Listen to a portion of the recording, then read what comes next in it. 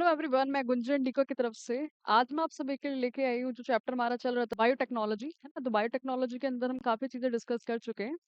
तो वेक्टर्स हम पढ़ रहे थे लास्ट टाइम पर, है ना, कि हमें पता है कि वेक्टर क्या करता है। It is a vehicle which are transferring the gene of interest from one organism to the host organism, है ना। तो व्हीकल जो थे, व्हीकल डीएनए जो था वो हमारा वेक्टर था, जिसमें हमने पीबीआर 322 यानी कि प्लाज्मिड वेक्टर को डिस्कस करा था, है ना। अब देखो, अब वेक्टर्स और for the cloning gene in the plants and animals, vectors जो है प्लांट्स के अंदर और एनिमल्स के अंदर कौन से हैं फिर। ठीक है, तो देखो प्लांट्स और एनिमल्स के अंदर हम कौन से वेक्टर का इस्तेमाल कर सकते हैं। तो प्लांट्स के अंदर हमारा होता है कौन, एग्रोबैक्टीरियम ट्यूमिफेशियन के अंदर कौन मौजूद होता है, प्लाज्मिड। ठीक है, तो एग्रोबैक्टीरियम ट्यूमिफेशियन के अंदर कौन होता है, ट्यूमर इंड्यूसिंग प्लाज्मिड होता है, which are used as a vector for the plants. ठीक है, तो प्लांट्स के अंदर हम किसका इस्तेमाल करते हैं, प्लांट्स के अंदर हम यूज करते हैं tumour inducing, it is a TI, tumour inducing plasmid का। और ये जो ट्यूमर इंड्यूसिंग प्लाज्मिड है वो कहाँ किसका होता है, वो एग्रोबैक्टीरियम का होता है। It is of agrobacterium, agrobacterium tumefaciens, agrobacterium tumefaciens. ठीक है, तो एग्रोबैक्टीरियम ट्यूमिफेशियन के अंदर कौन होता है, टीआई प्लाज्मिड होता है, ट्यूमर इंड्यूसिंग प्लाज्मिड होता है। इस tumour inducing plasmid of agrobacterium tumefaciens का हम इस्तेमाल करते हैं as a vector in the plants. तो प्लांट्स के अंदर का जीन ऑफ इंटरेस्ट को ट्रांसफर करना है तो हम किसका इस्तेमाल करेंगे, ट्यूमर इंड्यूसिंग प्लाज्मिड का इस्तेमाल करेंगे ऑफ द एग्रोबैक्टीरियम ट्यूमिफेशियन। ठीक है, अब ये जो एग्रोबैक्टीरियम ट्यूमिफेशियन है वो जनरली किसको इन्फेक्ट करता है, ये डाइकोट प्लांट को इन्फेक्ट करता है ये, क्योंकि ये जो डाइकोट प्लांट के अंदर जब ये एग्रोबैक्टीरियम ट्यूमिफेशियन आएगा तो अपना वो टी डीएनए को इंसर्ट कर देता है। और टी डीएनए को इंसर्ट करने की वजह से जो नॉर्मल प्लांट सेल होती है वो कैंसरस सेल में कन्वर्ट हो जाती है, ट्यूमर में कन्वर्ट हो जाती है।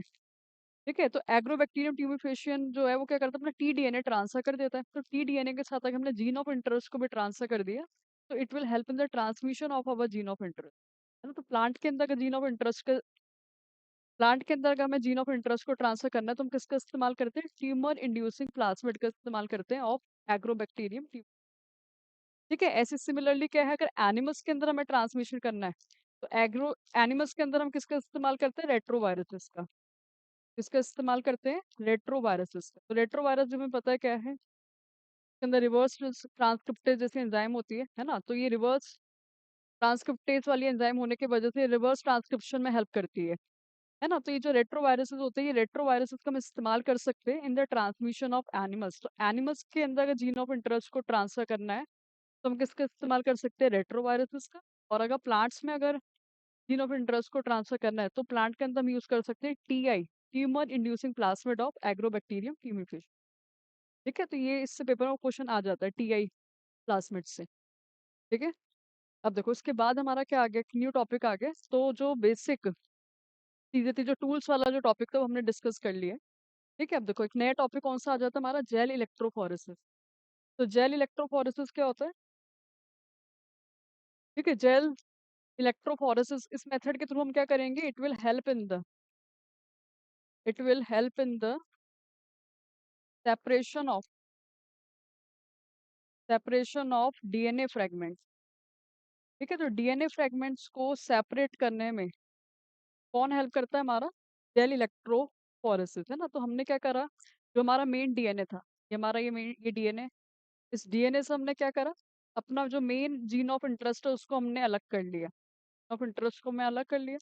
अब ये जो डीएनए हमने अलग करा है उसमें क्या बहुत सारे स्मॉल स्मॉल पार्ट है, तो स्मॉल फ्रेगमेंट्स को अलग करने के लिए और स्मॉल फ्रेगमेंट्स को अलग करके अपने मेन जीन ऑफ इंटरेस्ट को निकालने के लिए हम क्या करते हैं, जेल इलेक्ट्रोफोरेसिस, है ना। तो जेल इलेक्ट्रोफोरेसिस क्या है, helps in the separation of the DNA fragment so that we can isolate the main DNA, ताकि हम मेन डीएनए को आइसोलेट कर सके, अपने मेन जीन को एक्सट्रैक्ट कर सके। ठीक है, तो उसमें हम कौन से, ये जो अगर अब जो ये जो जेल इलेक्ट्रोफोरेसिस है वो जिसमें हम डीएनए को सेपरेट करते हैं तो किस पे करते हैं, ऑन द अगरोस जेल।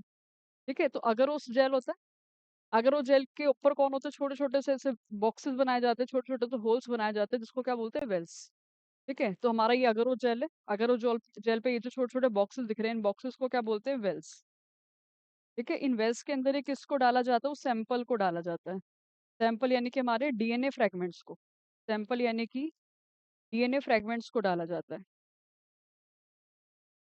ठीक है। तो हमारा ये अगरोजेल है, अगरोजेल्स में कौन है, वेल्स है, और वेल्स के अंदर हमने किसको डाल दिया, सैंपल को डाल दिया, यानी कि डीएनए फ्रेगमेंट्स को डाल दिया। ठीक है, फिर देन हम इसको क्या करते हैं, ये जो हमारा अगरोजेल होता है उसको हम कनेक्ट कर देते हैं विद द इलेक्ट्रोड, उसको हमने इलेक्ट्रोड से कनेक्ट कर दिया। वो वेल्स की तरफ, वेरी इंपॉर्टेंट, वेल्स की तरफ होता है नेगेटिव इलेक्ट्रोड, वेल्स की तरफ कौन है, नेगेटिव इलेक्ट्रोड है, वेल्स की तरफ है नेगेटिव इलेक्ट्रोड, और इस साइड क्या होता है, पॉजिटिव इलेक्ट्रोड होता है। साइड कौन है, पॉजिटिव इलेक्ट्रोड, है ना, क्योंकि हमें पता है जो हमारा डीएनए जो है उसमें फॉस्फेट ग्रुप होता है, और फॉस्फेट ग्रुप होने की वजह से वो नेगेटिवली चार्ज होता है। तो नेगेटिवली चार्ज अगर डीएनए होगा तो किसकी तरफ भागेगा, टुवर्ड्स पॉजिटिवली चार्ज, है ना। तो हमारे ये जो वेल्स होते हैं, वेल्स की तरफ नेगेटिव चार्ज होता है, और वेल्स के अंदर ही हमारे डीएनए प्रेजेंट है, ताकि डीएनए किसकी तरफ जाए, it will move towards the positive charge. ठीक है, ऑपोजिट चार्ज के टुवर्ड ये जाए। ठीक है, तो हमारा ये जो जेल इलेक्ट्रोफोरेसिस होता है उसमें हम डीएनए फ्रेगमेंट्स को सेपरेट करते हैं। ठीक है, और सेपरेट किस में किया जाता है, on the agarose gel which are further connected with the electrode, जिसको इलेक्ट्रोड से कनेक्ट किया जाता है, नेगेटिव पॉजिटिव, वेल्स की तरफ कौन होता है, नेगेटिव, और सामने कौन होता है, पॉजिटिव। ठीक है, और ये जो डीएनए फ्रेगमेंट्स होते हैं वो किसके टूवर्ड कौन से एंड की तरफ जाते हैं, टूवर्ड्स द पॉजिटिव एंड। ठीक है, अब देखो इससे, इसको इलेक्ट्रोड से क्यों कनेक्ट किया गया है, ताकि इलेक्ट्रोड से इसलिए कनेक्ट किया गया है ताकि हमारे जो इलेक्ट्रोड है इस पे क्या है, इलेक्ट्रोड पे कौन है, इलेक्ट्रिक फील्ड है। ठीक है, और इलेक्ट्रोड में अगर इलेक्ट्रिक फील्ड होगा नेगेटिव पॉजिटिव चार्ज के बीच में, है ना, तो नेगेटिव पॉजिटिव चार्ज के बीच में कौन है, इलेक्ट्रिक फील्ड है, इलेक्ट्रिक फील्ड है। और इलेक्ट्रिक फील्ड में क्या लगता है, फोर्स लगता है। इलेक्ट्रिक फील्ड में क्या लगेगा, फोर्स लगेगा, उस फोर्स की वजह से ही ये डीएनए फ्रेगमेंट्स मूव करेगी towards the positive charge. Clear ना, ये तो by the gel electrophoresis, gel electrophoresis के थ्रू हम क्या करते हैं, अपने डीएनए फ्रेगमेंट्स को सेपरेट करते हैं, अलग करते हैं। ठीक है, और ये जो डीएनए फ्रेगमेंट्स है उसके सैंपल को किस में रखा जाता है, वेल्स के अंदर, and then this DNA fragments move toward the positive end. ठीक है, तो डीएनए फ्रेगमेंट्स को वेल्स में रखा and allowed to move through the agarose gel, electric field apply की जाती है, फिर इलेक्ट्रिक फील्ड की वजह से क्या होता है, फोर्स लगता है, फोर्स लगने की वजह से जो डीएनए फ्रेगमेंट्स होती है वो अलग हो जाती है, सेपरेट हो जाती है। और डीएनए कहाँ मूव करता है, टुवर्ड द पॉजिटिव पोल पे वो मूव करता है। और हमें पता है जो स्मॉलर फ्रेगमेंट्स होगी वो फास्टर मूव करेगी compare to the larger fragment. ठीक है, तो हमारा ये कौन है, अगरोस जेल है, और अगरोस जेल पे क्या बना रखे हैं, छोटे छोटे इन्होंने ये वेल्स बना रखे, दीज आर द वेल्स। ठीक है, और वेल्स की तरफ ही क्या है, नेगेटिव चार्ज है, और इधर क्या है, पॉजिटिव चार्ज है। ठीक है, वेल्स के अंदर ही हमने सैंपल को डाला था, वेल्स के अंदर ही वो कौन है, सैंपल है। ठीक है, और नेगेटिव पॉजिटिव के बीच में क्या लग रही होगी, इलेक्ट्रिक फील्ड है यहाँ पर, नेगेटिव पॉजिटिव के बीच में क्या है, इलेक्ट्रिक फील्ड, और इलेक्ट्रिक फील्ड में क्या लगता है, फोर्स लगता है, और उस फोर्स की वजह से डीएनए फ्रेगमेंट जो है वो मूव करेगा टुवर्ड द पॉजिटिव चार्ज। और सबसे ज्यादा कौन मूव करेगा, जो लाइटर है, यानी smaller fragment will move faster, तो छोटे वाले जो है वो ज्यादा तेजी से मूव करेंगे, और जो बड़े वाले होंगे वो पीछे रह जाएंगे। ठीक है, स्मॉलर वाले आगे जाएंगे, बड़े वाले पीछे और छोटे वाले आगे। ठीक है, तो कुछ ऐसे डीएनए फ्रेगमेंट जो होते हैं वो सेपरेट हो जाते हैं। ठीक है, सारे डीएनए फ्रेगमेंट अलग हो गए। अब डीएनए फ्रेगमेंट सारे अलग हो गए तो हमें सारे डीएनए फ्रेगमेंट थोड़ी चाहिए, हमें तो सिर्फ जीन ऑफ इंटरेस्ट चाहिए, हमें सिर्फ मेन जीन चाहिए। ठीक है, तो मेन जीन कैसे आएगा, हमारे लिए सपोज ये वाला जो है, this is the main, this is the gene of interest. ठीक है, तो ये जीन ऑफ इंटरेस्ट है, ये हमारे लिए क्या है, वो मेन है। तो जीन ऑफ इंटरेस्ट को अलग करने के लिए, तो जीन ऑफ इंटरेस्ट को हमें अलग करना होगा, और मेन जीन ऑफ इंटरेस्ट को अलग करने से पहले हमें डीएनए फ्रेगमेंट विजिबल भी होने चाहिए, नजर भी आने चाहिए, है ना। तो विजिबल करने के लिए हम क्या करते हैं, ये जो डीएनए फ्रेगमेंट्स होती है उसको स्टेन करते हैं विद द एथिडियम ब्रोमाइड, है ना। तो जो डीएनए फ्रेगमेंट्स है इनको किससे स्टेन किया जाता है, विद द एथिडियम ब्रोमाइड से। ठीक है, उसको किससे स्टेन करेंगे, विद द एथिडियम ब्रोमाइड। ठीक है, स्टेन करा उसको एथिडियम ब्रोमाइड से, और इथेडियम ब्रोमाइड से जो हम इसको स्टेन कर रहे होते हैं तब बिजली से कनेक्शन नहीं होता है, यानी कि स्विच ऑन नहीं होता, स्विच ऑफ करके, स्विच ऑफ करने के बाद हमने इस पे किससे स्टेन करा, इथेडियम ब्रोमाइड से स्टेन करा। ठीक है, और फिर उसके बाद ही क्या देते हैं, यूवी एक्सपोजर देते हैं, उस पे अल्ट्रा वायलेट रेडिएशन का एक्सपोजर देते हैं, ऑरेंज बैंड जो होते हैं वो, यानी कि डीएनए फ्रेगमेंट जो होते हैं वो विजिबल होते हैं, नजर आते हैं। ठीक है, अब नजर नजर आ रहे हैं, यानी कि जो भी हमारे ये जो डीएनए फ्रेगमेंट्स है विजिबल हो रहे हैं, बिकॉज हमने उसको स्टेन कर दिया एथिडियम ब्रोमाइड से, और यूवी एक्सपोजर भी दे दिया। अब इन सभी क्लियरली विजिबल डीएनए फ्रेगमेंट से हमें मेन डीएनए ढूंढना, अपना जीन ऑफ इंटरेस्ट निकालना होता है। ठीक है, तो अपना मेन जीन ऑफ इंटरेस्ट को एक्सट्रैक्ट करने के लिए हम कौन सा प्रोसेस करते हैं, कौन सा मेथड लगाते हैं, एल्यूजन। ठीक है, तो मेन जीन ऑफ इंटरेस्ट को सेपरेट करने के लिए हमने कौन सा मेथड लगाया, एल्यूजन लगाया। ठीक है, तो एल्यूजन में क्या किया जाता है, जो भी हमारा मेन जीन ऑफ इंटरेस्ट होता है उसको जेल के साथ ही क्या कर दिया जाता है, कट कर दिया जाता है ना। तो हमने देखा कि भाई ये वाला पार्ट जो है, ये वाला जो डीएनए फ्रेगमेंट है वो हमारा जीन ऑफ इंटरेस्ट है, ये डिजायर्ड जीन है। तो उस डिजायर्ड जीन को अलोंग विद द अगर वो जेल कट कर दिया जाता है। ठीक है, तो gene of interest is cut along with the gel, फिर उस जेल से जीन को अलग कर लिया जाएगा। ठीक है, तो डिजायर्ड जीन को जेल से अलग करना ही, जेल पीस से अलग करना ही क्या होता है, एल्यूजन। ठीक है, तो सबसे पहले हमने इन डीएनए फ्रैगमेंट्स को विजिबल करने के लिए स्टेन करा with the ethidium bromide and then UV exposure दिया। फिर जो हमारा मेन जीन ऑफ इंटरेस्ट होता है उसको अगर वो जेल के साथ ही कट किया एंड देन उसको, उस मेन जीन ऑफ इंटरेस्ट को जेल पीस से अलग कर दिया। ठीक है, तो जेल पीस से अलग करना डिजायर्ड जीन को क्या कहलाता है, एल्यूजन। ठीक है, तो this is gel electrophoresis. Gel electrophoresis के थ्रू ही हम क्या कर रहे हैं, अपने जीन ऑफ इंटरेस्ट को एक्सट्रैक्ट आउट कर पा रहे हैं, अलग कर पा रहे हैं। क्योंकि जो रिस्ट्रिक्शन एंजाइम जो हमारे डीएनए को कट करा था ना, तो उसमें बहुत सारे डीएनए फ्रेगमेंट्स आ गए। तो उन डीएनए फ्रेगमेंट से अपना मेन डीएनए फ्रेगमेंट को निकालने के लिए हम कौन सा मेथड अप्लाई करते हैं, जेल इलेक्ट्रोफोरेसिस, है ना। तो जेल इलेक्ट्रोफोरेसिस ने क्या करा, सभी डीएनए फ्रेगमेंट्स को अलग कर दिया और फिर देन उन सभी सेपरेटेड डीएनए फ्रेगमेंट्स में से मेन जीन ऑफ इंटरेस्ट को निकालने के लिए हमने कौन सा मेथड अप्लाई करा है, एल्यूजन। क्लियर ना, तो यहाँ तक समझ में आया होगा। अब देखो आगे, इम्पोर्टेंट आगे कि वो हमारे दो साइंटिस्ट थे, कौन, स्टेनले कोहेन और हर्बर्ट बॉय। इन दोनों साइंटिस्ट ने 19, ठीक है, 1972 के अंदर एक्सपेरिमेंट परफॉर्म करा। ठीक है, कौन थे हमारे, हर्बर्ट बॉय और तुम्हारे, हर्बर्ट बॉय और स्टेनले कोहेन, उन्होंने एक्सपेरिमेंट परफॉर्म करा इन द सन 1972। ठीक है, और इस एक्सपेरिमेंट में उन्होंने किसको यूज करा है, ठीक है, एक्सपेरिमेंट परफॉर्म करा और एक्सपेरिमेंट के अंदर उन्होंने सबसे पहले फर्स्ट जेनेटिकली मॉडिफाइड ऑर्गेनिज्म बनाया। He form the first GMO, genetically modified organism. ठीक है, और अगर हम पहले देखें तो जीएमओ कौन होता है, जेनेटिकली मॉडिफाइड ऑर्गेनिज्म कौन होता है, that consist of recombinant DNA. इसके अंदर भी रिकॉम्बिनेंट डीएनए को इंसर्ट करते हैं, उससे जो ऑर्गेनिज्म बनता है उसको क्या बोलते हैं, जीएमओ, यानी कि जेनेटिकली मॉडिफाइड ऑर्गेनिज्म। या फिर जिस भी ऑर्गेनिज्म का हमने जेनेटिक मटेरियल को क्या कर दिया, मैनिपुलेट कर दिया, चेंज कर दिया, तो ऐसे ऑर्गेनिज्म को हम क्या बोलेंगे, जेनेटिकली मॉडिफाइड ऑर्गेनिज्म। ठीक है, तो फर्स्ट जेनेटिकली मॉडिफाइड ऑर्गेनिज्म वो कौन था, हमारा इकोलाई। किन्होंने बनाया है, हर्बर्ट बॉय और स्टेनले कोहेन ने बनाया 1972। ठीक है, उन्होंने क्या देखा कि भाई जो साल्मोनेला टाइफी है इसके पास एंटीबायोटिक रेजिस्टेंट जीन है। साल्मोनेला टाइफी जो है उसके पास क्या है, एंटीबायोटिक रेजिस्टेंट जीन है। तो साल्मोनेला टाइफी के पास कौन है, एंटीबायोटिक रेजिस्टेंट,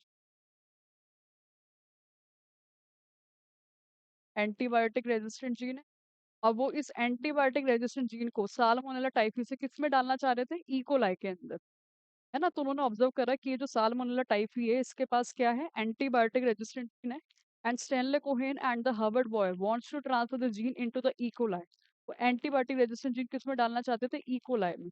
तो इकोलाई को क्या बनाना चाह रहे हैं, जेनेटिकली मॉडिफाइड, यानी कि उसके जेनेटिक मटेरियल को चेंज करना चाहते हैं bye inserting the gene of salmonella typhi in the E coli.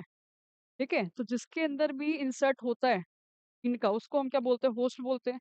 और इकोलाई के अंदर ही हम साल्मोनेला टाइफी का जीन डालेंगे, तो इससे इकोलाई हमारा क्या बनेगा, जीएमओ बनेगा, यानी कि जेनेटिकली मॉडिफाइड ऑर्गेनिज्म बनेगा।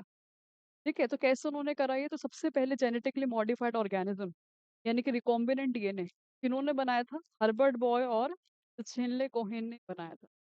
ठीक है, जिसमें उन्होंने क्या करा है, साल्मोनेला टाइफी के जीन को, gene for the antibiotic resistant, इस जीन को किस में ट्रांसफर करा था, इकोलाई के अंदर। ठीक है, तो कैसे करा, सबसे पहले तो उन्हें पता है कि हाँ भाई ये जो हमारा साल्मोनेला टाइफी है, साल्मोनेला टाइफी के जेनेटिक मटेरियल में से gene for the antibiotic resistant को आइसोलेट किया होगा, है ना। तो सबसे पहले उन्होंने क्या करा, तो ये जो एक्सपेरिमेंट परफॉर्म हुआ है बाय द हर्बर्ट बॉय और स्टेनले कोहेन। ठीक है, तो ये कब करा था, 1972 के अंदर। जिसमें उन्होंने इस एक्सपेरिमेंट में क्या करना चाहे कि जो हमारी साल्मोनेला टाइफी है, साल्मोनेला टाइफी का कौन है, जीन फॉर एंटीबायोटिक रेजिस्टेंट है, जीन फॉर एंटीबायोटिक रेजिस्टेंट, उसको किस में इंसर्ट करना था, उसको इंसर्ट करना था in E coli, insert in coli. तो उसको इकोलाई में वो इंसर्ट करना चाह रहे थे, इकोलाई को क्या बनाना चाह रहे थे वो, जेनेटिकली मॉडिफाइड, है ना। तो जिसके अंदर इंसर्ट होता है उसको ही क्या बोला जाता है, होस्ट। ठीक है। तो सबसे पहला उन्होंने क्या किया होगा, सबसे पहले उन्होंने क्या करा, सबसे पहले उन्होंने एक्सट्रैक्ट करा, आइसोलेट करा DNA of,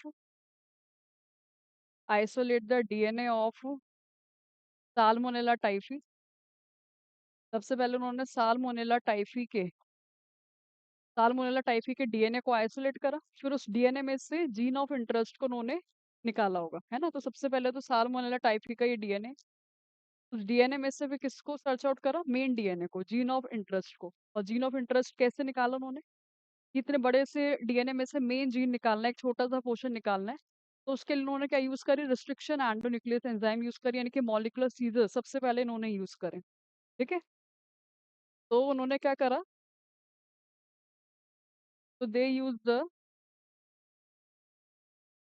the molecular seizures. ठीक है। तो उन्होंने मॉलिक्यूलर सीजर्स का इस्तेमाल करा। मॉलिक्यूलर सीजर्स हमारे कौन है, that are the restriction endonuclease,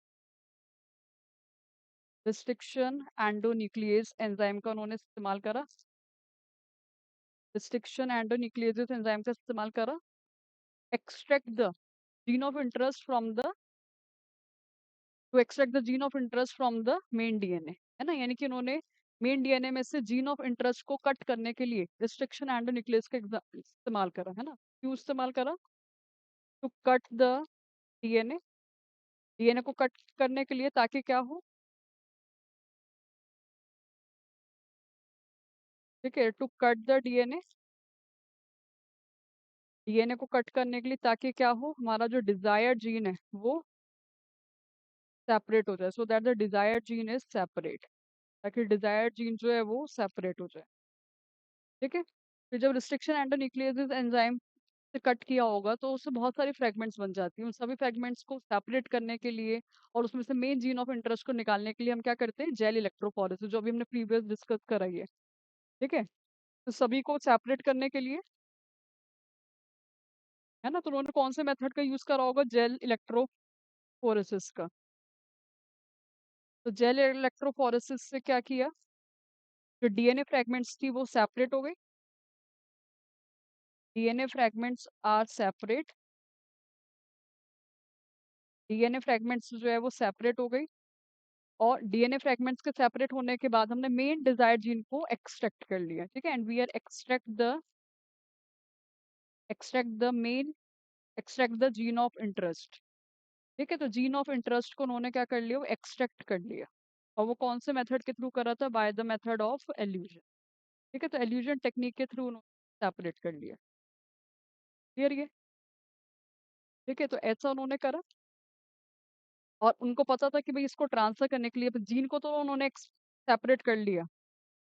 ठीक है। अब जीन तो उन्होंने सेपरेट कर लिया, यानी कि जो साल्मोनेला टाइफी है उसमें से जो डिजायर्ड जीन है, और डिजायर्ड जीन कौन सी है, वो एंटीबायोटिक रेजिस्टेंट जीन जो है, उसको तो उन्होंने आइसोलेट कर लिया। बट उसको डायरेक्टली ट्रांसफर नहीं किया जा सकता, वी कांट, है ना। उनको पता है कि इसको डायरेक्टली ट्रांसफर नहीं किया जाएगा इकोलाई के अंदर, क्योंकि डायरेक्टली अगर ट्रांसफर करेंगे तो इकोलाई की बॉडी जो है, इकोलाई जो सेल है उसको डिस्ट्रॉय कर देगी, है ना। तो gene of interest is not, it is not directly transfer, तो वो डायरेक्टली ट्रांसफर नहीं हुआ, इज नॉट डायरेक्टली ट्रांसफर। ठीक है। तो उसको फिर क्या किया गया था, हमें पता है, जीन ऑफ इंटरेस्ट को, यानी कि gene for the antibiotic resistant of salmonella typhi, वो कौन लेके गया, व्हीकल डीएनए लेके गया, वेक्टर लेके गया, है ना। ये जीन ऑफ इंटरेस्ट किसके थ्रू गया, बाय द वेक्टर। तो जीन ऑफ इंटरेस्ट को लाइगेट किया गया, ligate with the ligate with the vector. और कौन सा वेक्टर उन्होंने यूज करा था, PBR 322, तो PBr322 वेक्टर के साथ उसको लाइगेट कर दिया गया। ये जो PBr322 ये जो वेक्टर है वो क्या करेगा, helps in the transmission of helps in the helps in the transmission of gene of interest helps in the transmission of gene of interest in the E coli. ठीक है, तो वो इकोलाई के अंदर ट्रांसफर करने में हेल्प करेगा। और हमें पता है फिर उन्होंने इस चीज को लाइगेट करने की वजह से क्या बन गया था, रिकॉम्बिनेंट डीएनए बन गया था। ठीक है, तो यहाँ पर हमारा कौन है, वो प्लाज्मिड है ये। फिर इस प्लाज्मिड को किसके साथ लाइगेट कर दिया गया, जीन ऑफ इंटरेस्ट के साथ, यानी कि gene for the antibiotic resistant के साथ उसको लाइगेट कर दिया गया। और यहाँ क्या बन गया, रिकॉम्बिनेंट डीएनए बन गया। There is the formation of a recombinant DNA. ठीक है, तो इसलिए इस टेक्निक को रिकॉम्बिनेंट डीएनए टेक्नोलॉजी भी कहते हैं, क्योंकि इसमें क्या बनता है, रिकॉम्बिनेंट डीएनए बनता है ना। फिर इस रिकॉम्बिनेंट डीएनए को ट्रांसफर किया जाएगा in the host cell which is the E coli. है ना, तो इकोलाई के अंदर फिर वो क्या करेगा, अपने नंबर को मल्टीप्लाई करेगा, जीन क्लोनिंग करेगा। है ना, this recombinant DNA it's transfer in the transfer in the host, और वो होस्ट कौन है, हमारा इकोलाई। ठीक है, तो इकोलाई के अंदर उसको ट्रांसफर कर दिया गया। और इकोलाई के अंदर वो क्या करेगा, फिर अपने नंबर को मल्टीप्लाई करेगा, यानी कि जीन क्लोनिंग होगी। ठीक है, तो इसके अंदर क्या होगा, जीन क्लोनिंग और जीन का ट्रांसफर भी होगा उनके डॉटर सेल के अंदर। तो gene cloning and gene transfer occur, ये नहीं आता कि। ठीक है, तो रिकॉम्बिनेंट डीएनए को होस्ट सेल के अंदर इंसर्ट कर दिया गया। और फिर वो होस्ट सेल के अंदर ही क्या करेगा, जीन क्लोनिंग और जीन ट्रांसफर, यानी कि अपने नंबर को वो इंक्रीज करेगा। और जिसके वजह से जो इकोलाई है वो क्या हो जाएगी, ट्रांसफॉर्म्ड हो जाएगी। यानी कि उसके अंदर भी क्या आ जाएगा, एंटीबायोटिक रेजिस्टेंट जीन आ जाएगा। ठीक है, तो रिकॉम्बिनेंट डीएनए को इकोलाई के अंदर इंसर्ट करने की वजह से जो इकोलाई है वो क्या हो जाएगा, E coli is get transformed. E coli जो है वो ट्रांसफॉर्म्ड हो जाएगा, as it also contains the antibiotic resistant gene. ये ना, तो सबसे पहले ट्रांसफॉर्म्ड कॉलोनी यानी कि जेनेटिकली मॉडिफाइड इकोलाई किसने बनाया, हमारे स्टेनले कोहेन और हर्बर्ट बॉयर ने बनाए। ठीक है, सबसे पहले रिकॉम्बिनेंट डीएनए भी उन्होंने बनाया। ठीक है, और वो क्या करना चाह रहे थे कि साल्मोनेला टाइफी का जो जीन ऑफ इंटरेस्ट है, साल्मोनेला टाइफी का जो जीन है फॉर द एंटीबायोटिक रेजिस्टेंट, किसमें इंसर्ट करना चाह रहे थे, वो इकोलाई के अंदर। तो उसके डीएनए को आइसोलेट करा, फिर जीन ऑफ इंटरेस्ट निकाला, फिर उसको किसके साथ लाइगेट कर दिया उन्होंने, वेक्टर के साथ, क्योंकि डायरेक्टली तो इंसर्ट नहीं किया जा सकता। और लाइगेट करने के बाद क्या बन गया, रिकॉम्बिनेंट डीएनए बन गया। फिर इस रिकॉम्बिनेंट डीएनए को इंसर्ट कर दिया इन द इसमें इंसर्ट कर दिया इकोलाई के अंदर। और इकोलाई के अंदर क्या हुआ, जीन का नंबर इंक्रीज हुआ, जीन क्लोनिंग और जीन ट्रांसफर हुआ। और जिसके वजह से हमारा इकोलाई जो है वो क्या हो गया, ट्रांसफॉर्म्ड हो गया। ये नहीं, तो this is the experiment that was perform by the Stanley Cohen and Herbert boy in 1972। इन्होंने सबसे पहले वो क्या बनाया है, रिकॉम्बिनेंट डीएनए बनाया है। ठीक है ना, तो इन्होंने बनाया ये। ठीक है, अब एक चीज हमें और याद रखनी कि ये जो होस्ट है, यानी कि जो इकोलाई है, ये जो इकोलाई है वो इजिली रिकॉम्बिनेंट डीएनए को नहीं लेता है, आसानी से वो रिकॉम्बिनेंट डीएनए को नहीं ले लेगा। ठीक है, तो रिकॉम्बिनेंट डीएनए को वो ले ले, इसलिए होस्ट को यानी कि इकोलाई को क्या बनाया जाता है, कॉम्पिटेंट बनाया जाता है। ठीक है, तो ये हमें याद रखना है, होस्ट को क्या बनाया जाता है, कॉम्पिटेंट, जो आगे हम डिस्कस करेंगे कि कैसे कॉम्पिटेंट बनाया जाता है। तो होस्ट को कॉम्पिटेंट बनाया जाता है ताकि वो रिकॉम्बिनेंट डीएनए को एक्सेप्ट कर ले ले। है ना, तो host make to be competent competent so that it can receive the recombinant DNA, ताकि वो रिकॉम्बिनेंट डीएनए को रिसीव कर ले। क्लियर नहीं आता कि। ठीक है, और जब वो रिकॉम्बिनेंट डीएनए को रिसीव करेगा तभी क्या होगा, बहुत सारे मैनी इकोलाई बनेंगे, और तभी ट्रांसफॉर्म्ड कॉलोनी बनेगी, तभी हमारी रिकॉम्बिनेंट कॉलोनी बनेगी। ठीक है, तो सबसे पहले transformed colony of E coli was made by the Stanley Cohen and Herbert Boyer in 1962। ठीक है, तो होप सो यहाँ तक समझ में आया होगा। ठीक है, तो आगे वो तीन बेसिक स्टेप्स हमें चाहिए होते हैं जीएमओ को बनाने के लिए, genetically modified organism, first made by the Herbert Boyer and Stanley Cohen in 1972। और जीएमओ को बनाने के लिए क्या क्या चीजें, तीन चीजें सबसे जरूरी, सबसे पहले तो हमें आइडेंटिफिकेशन करना होता है डीएनए का विद द डिजायरेबल जीन। वही किस साल्मोनेला टाइफी में सबसे पहले हमें वो डीएनए सर्च आउट करना है जिसके अंदर क्या है, डिजायर्ड जीन है, यानी कि gene for the antibiotic resistant है, पहला स्टेप। दूसरा हमें क्या करना होता है, फिर इस आइडेंटिफाइड डीएनए को होस्ट के अंदर डालना होता है ना। फिर दूसरा स्टेप जरूरी क्या है, बीच में और भी बहुत सारे स्टेप है, उसके बाद सेकंड मेन स्टेप क्या आ जाता है कि जो डिजायर्ड डीएनए है, जो आइडेंटिफाइड डीएनए, उसको किस में इंसर्ट किया जाता है, होस्ट के अंदर। और होस्ट हमारा कौन था यहाँ पर, इकोला। ठीक है, फिर देन क्या होता है, वो जो हमारा डीएनए जो हमने इंसर्ट करा है होस्ट के अंदर, वो वेरी इंपॉर्टेंट, वो जो डीएनए वो डॉटर सेल्स के अंदर भी ट्रांसफर होना चाहिए, प्रोजेनी के अंदर भी ट्रांसफर होना चाहिए, तभी उसका नंबर इंक्रीज हो पाएगा। ठीक है, तो जीएमओ को बनाने के लिए, जेनेटिकली मॉडिफाइड ऑर्गेनिज्म को बनाने के लिए कौन से 3 बेसिक स्टेप जो होने चाहिए। ठीक है, सबसे पहला तो क्या है, आइडेंटिफिकेशन ऑफ डीएनए,